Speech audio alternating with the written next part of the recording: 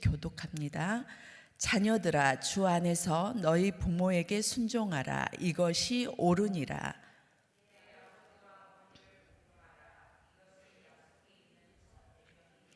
이로써 내가 잘되고 땅에서 장수하리라.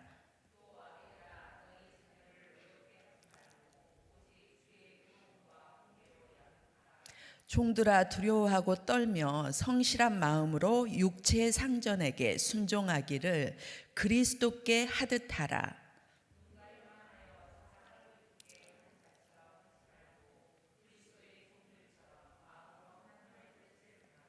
기쁜 마음으로 섬기기를 주께 하듯 하고 사람들에게 하듯 하지 말라.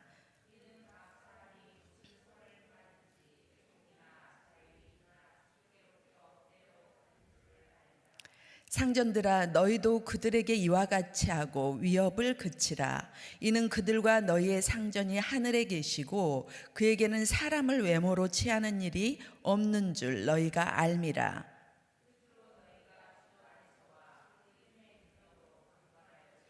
마귀의 관계를 능히 대적하기 위하여 하나님의 전신갑주를 입으라.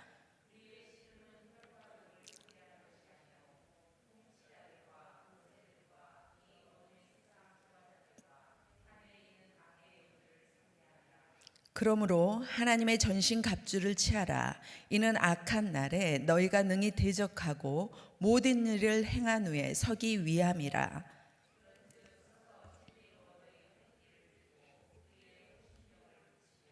평안에 복음이 준비한 것으로 신을 신고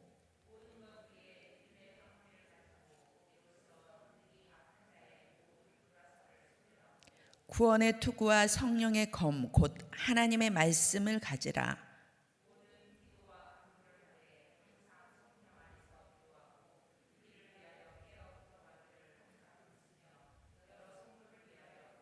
다 함께요. 또 나를 위하여 구할 것은 내게 말씀을 주사 나의 입을 열어 복음의 비밀을 담대히 알리게 하옵소서 할 것이니. 아멘. 오늘 또 이 아침 성전으로 발걸음을 떼고 하나님 앞에 예배하기 위해 나오신 여러분을 주님의 이름으로 축복합니다. 우리 성도님들 요즘에는 어떤 패턴으로 생활을 하고 계십니까? 매일 반복되는 사이클과 같은 삶 속에서 특별한 일들을 이루고 싶은 우리는 소망을 가지고 매일 하나님 앞에 이렇게 나와서 또 예배하고 우리에게 주실 은혜와 복을 소망하면서 사는 것, 그게 우리의 일상이잖아요. 그렇게 기도하며 지내리라고 믿습니다. 우리의 일생이 정말 하나님께 뜻을 정하고 주님만 바라보는 신앙. 우리 선조들도 그래 왔었고 또 우리 다음 세대 또한 믿음에 표현하는 방법들이 형태는 다를지라도 우리가 복이 되는 삶을 살고 싶은 마음은 정말 똑같고 우리가 그런 마음으로 예배를 드리는 것이죠. 그런데 우리가 사는 매일의 일상이 평안하기만 하면 좋겠지만 불시에 찾아드는 시험과 고난이라는 사건들이 인생에 찾아오면 우리의 정말 그 믿음의 페달을 밟는 것이 힘겹잖아요. 또 더 빨리 달려야 되고 더 힘들게 우리가 살아내야 되는 그러한 문제들을 우리가 직면하게 됩니다. 그럴 때 우리는 영적인 부분에 더 매달리게 되는 것이에요. 그래서 우리가 평안하다 이럴 때 더욱더 영적인 것에 매진한다면 우리가 어려운 일이 당했을 때 우리가 올려드렸던 기도를 통해서 정말 우리가 살면서 그렇게 힘들지 않게 영적인 일들을 지낼 수가 있는 것입니다. 이제 우리가 일주일 후면 우리나라 고유 명절 구정설이 다가옵니다. 어떤 이들은 일가 친척을 만나서 정말 만난 음식의 파티를 준비하면서 또 어떤 이들은 혼자 보내기도 하고 또 가족 간의 불화로 안 보고 사는 그런 여러 가족 형태들이 있을 것입니다. 그래서 우리 인생을 어떻게 살면 가족들을 대하고 부모님과 일가 친척 또 이웃을 섬길 것인지 우리는 각자의 맡은 자리에서 고민을 하지 않을 수가 없습니다. 또 그게 우리의 인생의 숙제이기도 하고요. 그래서 명절에 가족 간의 사건 사고들도 많이 일어납니다. 왜일까요?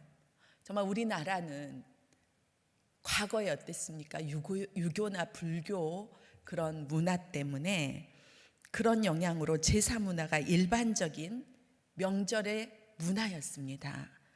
물론 기독교 문화가 있는 가정은 제사가 아니더라도 우리네 조상들이 우상 숭배에 많은 기여를 했기 때문에 우리가 알게 모르게 그 죄의 범주 안에 좋지 않은 영향력과 영적인 흐름으로 정말 그 가정을 얽매이는 좋지 않은 영향력들이 우리 가정들마다는 조금씩 있을 것이에요. 그 모습들은 조금은 일상 다른 양상을 보일지라도 그 내면 안에는 분명한 영적 전쟁이 있다는 것을 우리가 알아야 할 것입니다. 그래서 요즘 그 바쁜 일상이지만 제가 요즘에 좀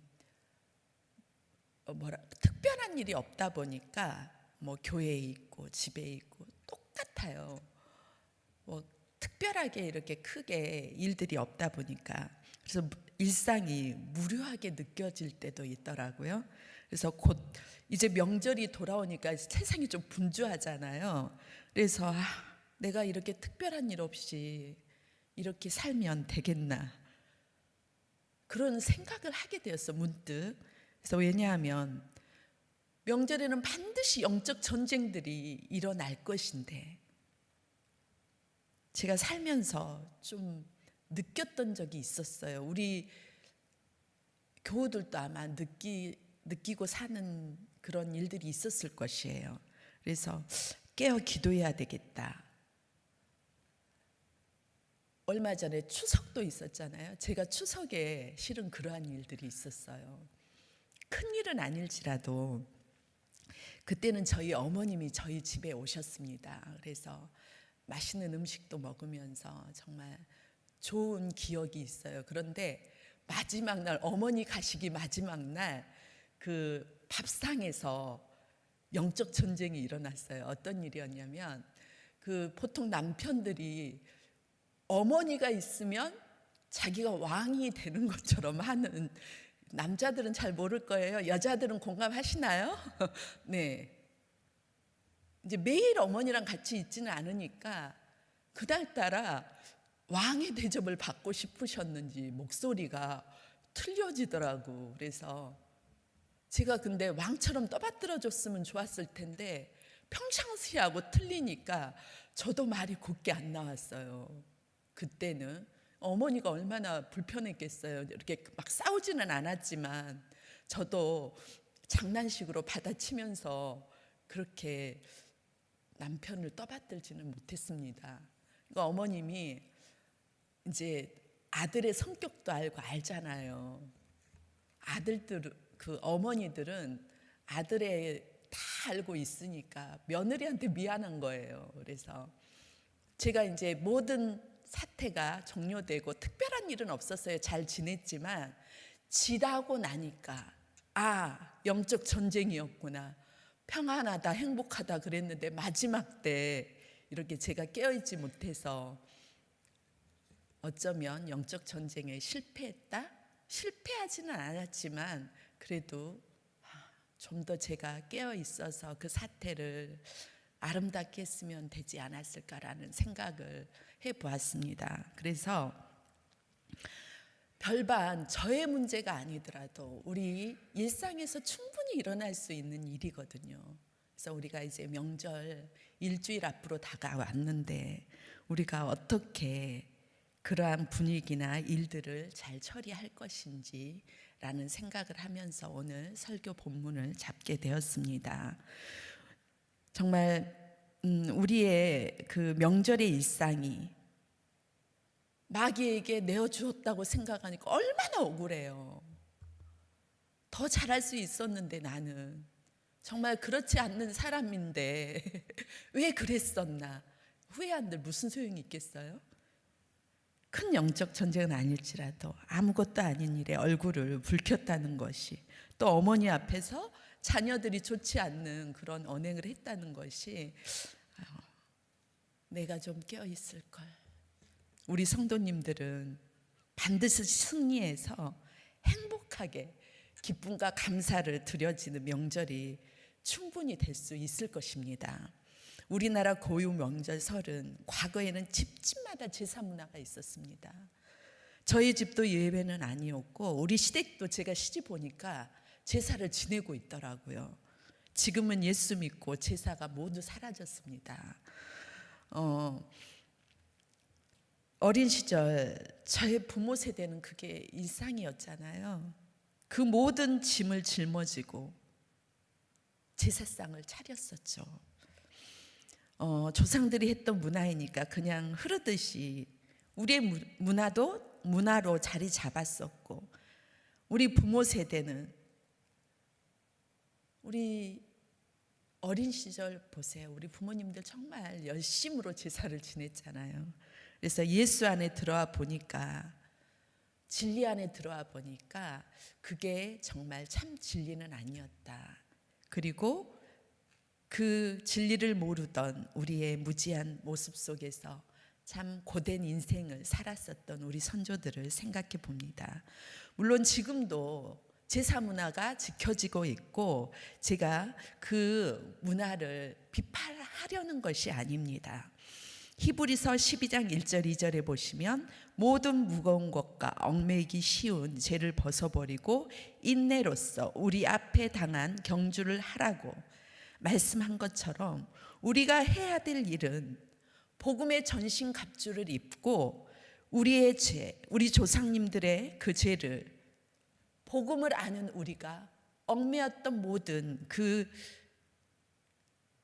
문화들을, 아니면 좋지 않는 것들을 이제는 벗어버리고 우리가 앞을 보고 당할 그런 일들을 향해서 경주하듯이 우리는 선한 믿음의 경주를 해야 할 때입니다. 무엇보다 우리가 사는 가정과 일가 친척, 그리고 우리 교회 공동체의 가정들의 구원의 문제나 또 영적인 흐름들을 위해 간절히 기도해야 하며, 또 어둠의 영들을 축사하면서 기도해야 할 때라고 저는 생각합니다. 기도는 우리가 시간을 내면 할 수 있는 것이고, 또 영적인 비밀을 알아서 적을 알고 나를 알면 백전백승이라는 말이 있잖아요. 기도하면서 영적 전쟁에 미리 예방하는 지혜가 우리에게는 필요할 것입니다. 오늘 본문 6장 12절에 보시면 다 함께 읽어볼까요? 시작. 우리의 씨름은 혈육을 상대하는 것이 아니요 통치자들과 권세들과 이 어둠의 세상 주관자들과 하늘에 있는 악한 영들을 상대함이라. 아멘. 왜냐하면 하나님을 믿는 우리가 영적인 민감함을 가지고 삶에서 영적으로 앞장서서 우리가 악의 영들에게 내어주었던 우리의 좋은 문화의 그런 유산들과 하나님께서 주시는 우리에게 마침내 복이 되게 하실 일들을 우리가 지금부터 해야 하는 것입니다. 우리 인생을 바라볼 때 하나님께서 우리를 도와주시지 않으시면 우리가 가진 자원들이 뭐가 있습니까? 물질, 능력들, 우리 모두는 승리하기 힘든 조건들이 우리에게는 너무도 많은 것이에요. 또한 지금껏 우리가 숭배했던 우리 일상에서의 드라빔들이 있잖아요. 또 세상이 요구하고 높아지려 했던 우리의 교만한 마음들,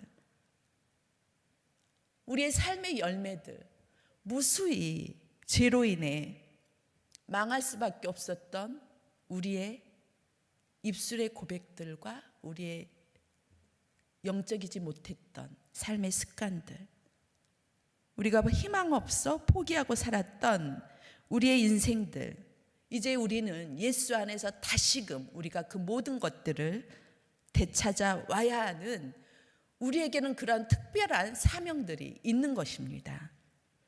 우리가 알게 모르게 빼앗겼던 아담과 하와가 뱀에게 꼬임 넘어가서 하나님께서 먹지 말라고 하던 선악과 정말 먹지 말라고 하더냐? 그렇지 않다고 오히려 눈이 밝아져서 너희가 하나님같이 선악을 알게 할 줄 하나님이 미리 알고 너희들을 먹지 말라고 한 거야 라면서 의심을 품게 하잖아요.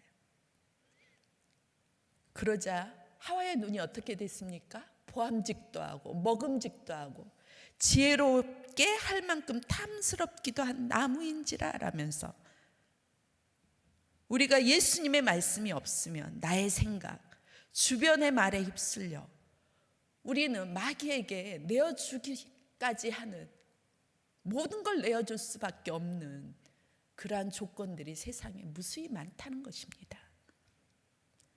우리는 영적 전쟁에서 반드시 승리해야 할 것입니다. 그래서 하나님 없이 결정한 너무도 많은 일들이 많이 있어요. 우리의 삶 가운데서는 눈에 보이는 것 그게 전부인 줄 알고 제가 작년 추석에 당했던 것처럼 아니에요. 하나님께서는 우리에게 너무도 좋은 것들을 준비하고 계십니다. 우리가 세상에 흘려보내야 됐던 그 모든 것들을 다시 되찾기 위해서 은혜와 복으로 다시 하나님께서 주실 그 은혜와 복을 어떻게 하면 다시 찾을 수 있겠습니까? 첫 번째는 믿음의 눈으로 보고 선포하는 것입니다. 우리 모두는 고난이라는 보자기의 인생의 숙제들이 집집마다 있습니다.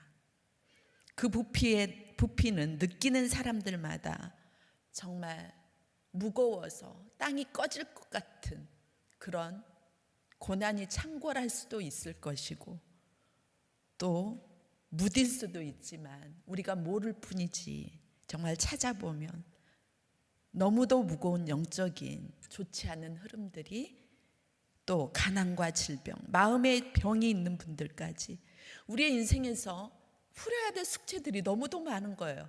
속속들이 들어가 보면 이제 우리는 깨어서 영적인 세계를 볼 수 있어야 할 것입니다. 어쩌면 이 모든 것들이 영적인 세계를 몰랐던 지금까지 인생에서 우리 부모 세대도 마찬가지고 마귀가 도적질하고 빼앗고 죽이기까지 했던 영적인 행위일 수 있다는 것을 우리는 알아야 할 것입니다. 저는 이 저주의 고리가 나의 인생에서는 끝이 나고 우리 자손들에게는 하나님이 믿음으로 선포하고 바라본 그 믿음의 언약의 말씀을 다시 찾아와서 우리가 누려야 하는 그 모든 것이 은혜와 축복인 것을 우리는 알아야 할 것입니다. 그래서 믿음의 눈으로 보고 그 영적인 통찰력으로 기도하면서 하나님께서 주시기로 약속한 젖과 꿀이 흐르는 그 땅을 바라보며 기도하는 것입니다. 하나님께서는 예수 믿는 저와 여러분의 그 의인의 기도는 역사하는 힘이 크다고 말씀했던 것처럼 예수님의 십자가의 그 보혈의 은혜가 우리가 내어주었던 그 마귀에게 내어주었던 빼앗겼던 하늘에서 주신 신령한 복을 다시 찾아올 수 있는 길을 우리 예수님께서 우리에게 열어주셨잖아요. 이제 우리는 기도할 때입니다.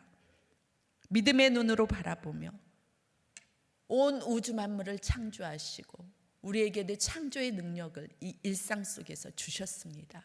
우리는 빛이 되는 그 빛나는 그런 일상을 살기 위해서 우리는 이제 하나님 앞에 기도하며 나아갈 때입니다. 우리 하나님께서 오늘 찬양한 것처럼 신실하신 하나님이십니다. 그래서 찬양의 말씀처럼 정말 한 번도 나를 실망시킨 적 없고 영적인 눈으로 보니까 한 번도 나를 실망시킨 적 없다고 우리 모두는 고백하잖아요. 반드시 믿음의 기도를 통해 하나님께서 이루어 주실 것입니다. 두 번째는 마귀에게 빼앗김 당한 영적인 것을 되찾기 위해서는 순종의 삶과 감사의 삶을 사는 것입니다. 우리 인생의 복은 곧 순종의 삶과 직결되어 있습니다. 오늘 본문 말씀에서도 부모와 자식 간에 순종하며 주의 교훈으로 부모에게 또 자녀에게 주의 말씀으로 훈계하면서 사회에서 사람을 대하고 삶을 어떻게 대해야 하는지, 또한 복이 되는 인생은 어떻게 사는 것인지 우리에게 교훈하는 내용입니다. 이제 우리가 명절 때 사람을 대하고 삶을 대하는 거, 정말 사랑 안에서 서로 인정하고 공경하고 기도하며 믿음으로 그 사람을 대할 때, 사람이 변화되지 않았더라도, 상대가 변화되지 않았더라도 마침내 반드시 복이 되게 하실 하나님 앞에 우리 모두가 입술로 범죄하지 않고 순종의 삶이 우리 일상에서 복을 불러 일으키는 우리의 그런 모습들이 되어야 할 것입니다. 조윤기 목사님이 지금은 이제 돌아가셨지만 4차원의 영성이라는 책 보시면 3차원의 물리적인 공간 안에서 인간의 삶은 3차원적인 인간이에요. 하지만 영적인 세계 4차원에 거하시는 하나님의 말씀에 근거하여 우리는 꿈을 꾸고 믿음의 말과 순종의 삶을 통해 우리의 삶의 변화를 이끌어내는 것이 바로 4차원의 영성인 것이에요. 그러니까 우리가 3차원만을 생각하면서 살잖아요, 우리 인생은. 하지만 영적인 4차원의 영성을 우리가 안다면 우리는 기적의 주인공들이 모두 되고도 남는 우리 모든 성도들이 될 것입니다. 이 세상은 하나님께서 통치하고 계십니다. 하나님은 우리 모두에게 하나님의 말씀으로 사람을 대하고 삶을 살아간다면 우리의 영적으로 막혀있던 우리의 모든 문제는 하나님의 시간, 카이로스의 시간의 때에 반드시 나가도 들어가도 복이 되는 인생들이 우리 모두가 되게 하실 것입니다. 우리는 우리의 소망을 이루시고 행하시고 역사하시는 하나님을 바라보며 소란스럽게 할 필요가 없어요. 세상과 사람을 향해 말하지 마시고 잠잠히 하나님의 음성에 귀를 기울이는, 그래서 하나님께서, 저는 이 찬양 좋아합니다. 반드시 내가 너를 축복하리라. 어느 날 마침내 은혜의 때 내가 너를, 너의 자녀를, 너의 가정을, 너의 교회를 반드시 들어쓰리라. 세상의 소망이 완전히 사라졌어도 온전히 나를 믿으라고 하시잖아요. 두려워 말라, 강하고 담대하라. 영광의 그날이 속히 오리니 내게 찬양하면서 영광을 돌리게 할 것이라는 그 찬양. 이제 일주일이 앞둔 설 명절, 이제 말씀을 마치겠습니다. 우리는 영적 전쟁에서 승리할 수 있도록 평안의 일상에서 머물지 마시고 예루살렘 성전을 향해, 예루살렘 성전으로 올라가 기도하라고 외쳤던 다윗처럼 은혜를 사모하시고 영적인 승리를 이루시고자 하신 여러분, 주의 전에 와서 기도하시고 또 주의 성전을 향해서 두 손을 높이 들고 기도할 때 하나님께서 우리 모두에게 마침내 복이 되게 하는 승리의 그런 일들을 보장하실 것입니다. 반드시 승리하시는 저와 여러분의 명절 되시길 주님의 이름으로 축복합니다.